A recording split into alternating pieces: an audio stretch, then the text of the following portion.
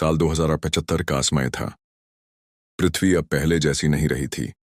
Global warming, जनसंख्या वृद्धि और संसाधनों की कमी ने इंसान को मजबूर कर दिया था कि वह अपने भविष्य के लिए अंतरिक्ष की ओर देखे। स्कूल और कॉलेजों में अब सिर्फ भूगोल, इतिहास या गणित ही नहीं पढ़ाया जाता था, बल्कि स्पेस साइंस और इंटरप्लैनेटरी स्टडीज भी मुख्य विषय बन चुका था। दिल्ली में रहने वाला आर्यन, मात्र 17 साल का एक तेज दिमाग छात्र, हमेशा से तारों और ब्रह्मांड के रहस्यों के प्रति उत्सुक रहा था। उसकी किताबों में ब्लैक होल, गैलेक्सी, समय यात्रा और स्पेस मिशन की बातें भरी रहतीं। वह जब भी रात में आसमान की ओर देखता तो सोचता, क्या सचमुच वहां कहीं और जीवन होगा? क्या इंसान कभी आकाश गंगाओं के बीच यात्रा कर पाएगा? अंतरिक्ष केंद्र की यात्रा। एक दिन उसके स्कूल ने भारतीय अंतरिक्ष अनुसंधान केंद्र ISRO का भविष्य संस्करण एसरो एक्स की शैक्षिक यात्रा आयोजित की। आर्यन का दिल धड़क उठा। जब वह वहां पहुंचा तो विशाल रॉकेट्स, अंतरिक्ष यान और सिमुलेशन लैब देखकर उसकी आंखें चमक गईं। वहां वैज्ञानिक बच्चों को समझा रहे थे, पृथ्वी का वायुमंडल 5 परतों में बंटा है। रॉकेट अंतरिक्ष में जाने के लिए एस्केप वेलोसिटी यानी 11.2 किलोमीटर की गति चाहिए। मंगल ग्रह पर इंसानी कॉलोनी बनाने की तैयारी चल रही है। चंद्रमा पर पानी की बर्फ और हीलियम-3 जैसे संसाधन मौजूद हैं। आर्यन ने सवाल किया, सर, ब्लैक होल कैसे बनता है और क्या उसमें प्रवेश करने के बाद समय सचमुच रुक जाता है? वैज्ञानिक मुस्कुराए और बोले, ब्लैक होल तब बनता है जब कोई बहुत बड़ा तारा 20 गुना सूरज से भी बड़ा अपने जीवन के अंत में सुपरनोवा विस्फोट के बाद सिकुड़कर एक बिंदु में बदल जाता है। उसकी गुरुत्वाकर्षण शक्ति इतनी होती है कि प्रकाश भी बाहर नहीं निकल पाता। जहां तक समय की बात है, वहां भौतिकी के नियम बदल जाते हैं। आइंस्टीन का सापेक्षता सिद्धांत कहता है कि ब्लैक होल के पास समय बहुत धीमा हो जाता है। यह सुनकर आर्यन की जिज्ञासा और बढ़ गई। आकस्मिक चयन वहीं पर एक घोषणा हुई। हमारे अंतरिक्ष केंद्र द्वारा चुने गए कुछ प्रतिभाशाली विद्यार्थियों को वर्चुअल स्पेस मिशन ट्रेनिंग का मौका दिया जाएगा। लॉटरी जैसे चयन में सौभाग्य से आर्यन का नाम निकल आया। Virtual mission.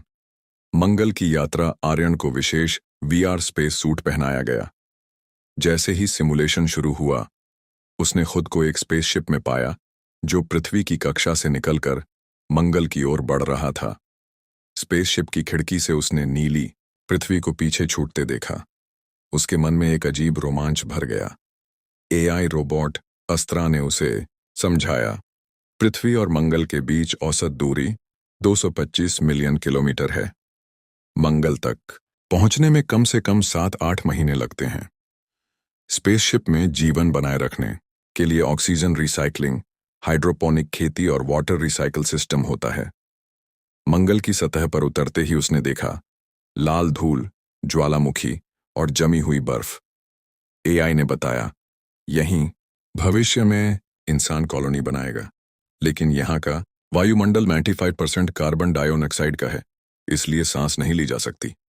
और गहरा रोमांच VR मिशन यहीं खत्म नहीं हुआ। अगली यात्रा थी बृहस्पति के चंद्रमा यूरोपा की ओर। वहां की बर्फीली सतह के नीचे विशाल महासागर हैं। वैज्ञानिक मानते हैं कि वहां जीवन की संभावना है। आर्यन ने जब उस बर्फीली दुनिया को देखा तो दंग रह गया। रोबोट ने समझाया, यूरोपा का महासागर 100 किलोमीटर गहरा हो सकता है।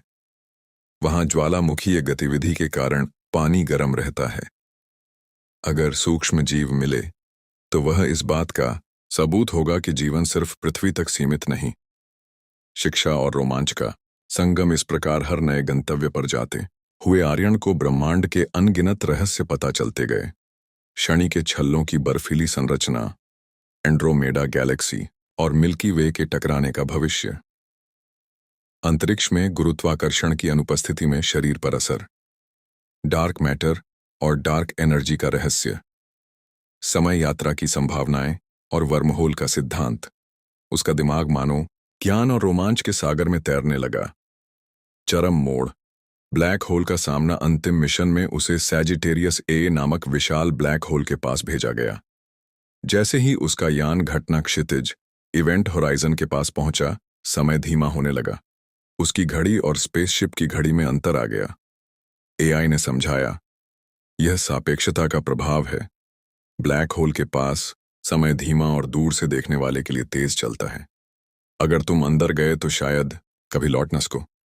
आर्यन ने महसूस किया मानो वह भविष्य और अतीत दोनों की झलक एक साथ देख रहा हो। वापसी और प्रेरणा मिशन खत्म हुआ और वीआर सूट हटाया गया, लेकिन आर्यन के मन पर गहरी छाप छोड़ गया।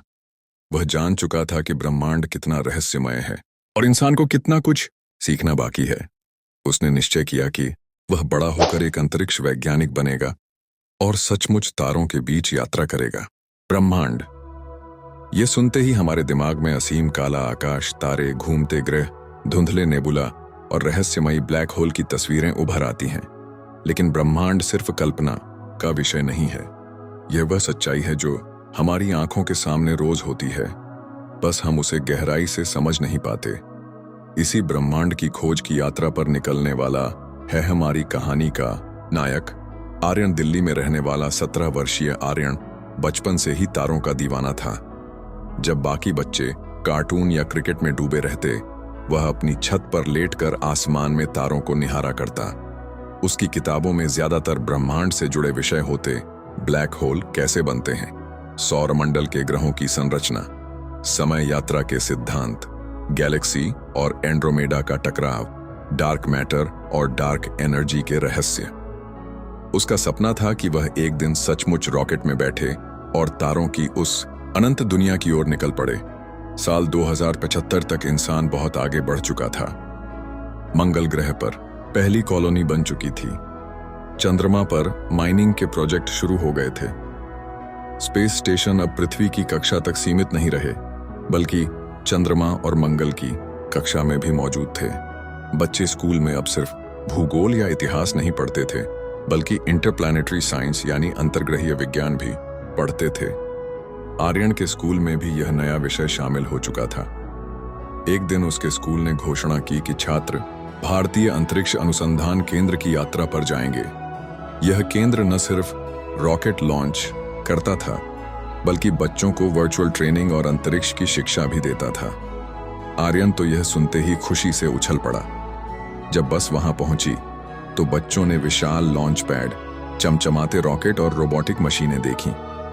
वैज्ञानिक छात्रों को समझा रहे थे, पृथ्वी का वायुमंडल 5 परतों में बंटा है: ट्रोपोस्फियर, स्ट्रेटोस्फियर, मेसोस्फियर, थर्मोस्फियर और एक्सोस्फियर। रॉकेट को अंतरिक्ष में पहुंचने के लिए गिडारस कोई कमर एस की गति यानी एस्केप वेलोसिटी चाहिए। मंगल तक पहुंचने में लगभग 7-8 महीने लगते हैं। अंतरिक्ष यात्रियों के लिए जीरो ग्रेविटी ट्रेनिंग जरूरी होती है। आर्यन मंत्रमुग्ध होकर सब सुनता रहा। लेक्स रूम में एक वैज्ञानिक बच्चों को ब्लैक होल के बारे में समझा रहे थे। तभी आर्यन से रहा नहीं गया। उसने हाथ उठाकर पूछा, सर, क्या सचमुच ब्लैक होल में समय रुक जाता है? वैज्ञानिक मुस्कुराए और बोले, बहुत अच्छा सवाल। ब्लैक होल तब बनता है जब कोई विशाल तारा अपने जीवन के अंत में सुपरनोवा विस्फोट के बाद सिकुड़ जाता है। उसकी गुरुत्वाकर्षण शक्ति इतनी अधिक होती है कि प्रकाश तक बाहर नहीं निकल पाता। जहां तक समय की बात है, आइंस्टीन का सापेक्षता सिद्धांत कहता है कि ब्लैक होल के पास समय बहुत धीमा हो जाता है। जो व्यक्ति ब्लैक होल के पास होगा उसके लिए समय रुक सा जाएगा, जबकि दूर बैठे लोग देखेंगे कि वह बहुत धीरे धीरे आगे बढ़ रहा है। यह सुनकर आर्यन की आंखें चमक उठी। केंद्र के अंत में एक घोषणा हुई, हमारे पास बच्चों के लिए एक विशेष कार्यक्रम है। कुछ छात्रों को वर्चुअल स्पेस मिशन का अनुभव दिया जाएगा। इसमें वे खुद को अंतरिक्ष यान में पाएंगे और अलग अलग ग्रहों की यात्रा करेंगे। नामों की सूची निकाली गई और सौभाग्य से आर्यन का नाम चुना गया। उसका हृदय खुशी से धड़क उठा। आर्यन को एक खास वीआर स्पेस सूट पहनाया गया। जैसे ही उसने हेलमेट लगाया, उसके सामने दृश्य बदल गया। वह खुद को एक स्पेसशिप की सीट पर बैठा पाया। खिड़की से बाहर उसने पृथ्वी को देखा। नीली, हरी और सफेद रंगों से सजी हुई एक सुंदर गेंद सी काउंटडाउन शुरू हुआ। And lift off. रॉकेट की गड़गड़ाहट के साथ जहाज ऊपर उठा। और धीरे धीरे नीला आकाश काला होने लगा। उसने पहली बार महसूस किया कि अंतरिक्ष सचमुच कैसा दिखता है। अनंत काला अंधकार और उसमें चमकते असंख्य तारे। एआई रोबोट अस्त्रा उसकी मार्गदर्शक बनी।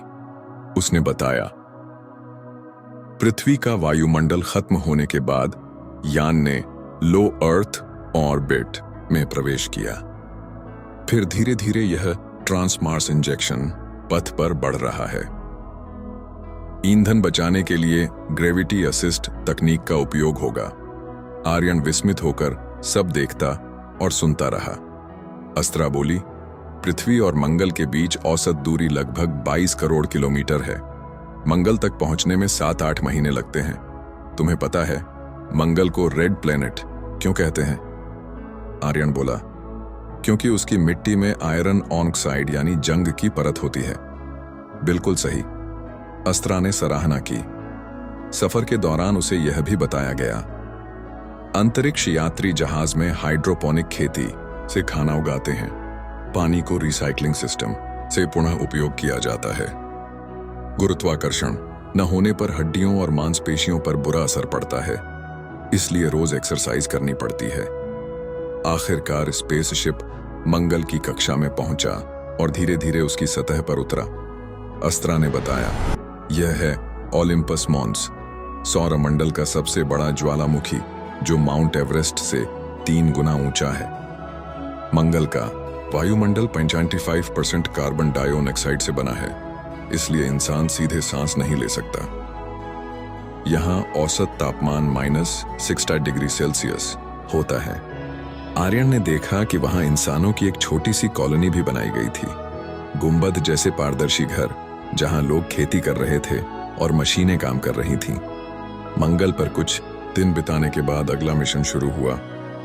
अब हम चलेंगे बृहस्पति के चंद्रमा यूरोपा की ओर। आर्यन ने पूछा, क्यों यूरोपा? अस्त्रा बोली, क्योंकि वहां जीवन की संभावना है। यूरोपा की बर्फीली सतह के नीचे विशाल महासागर छिपे हैं। वैज्ञानिक मानते हैं कि वहां सूक्ष्म जीव हो सकते हैं।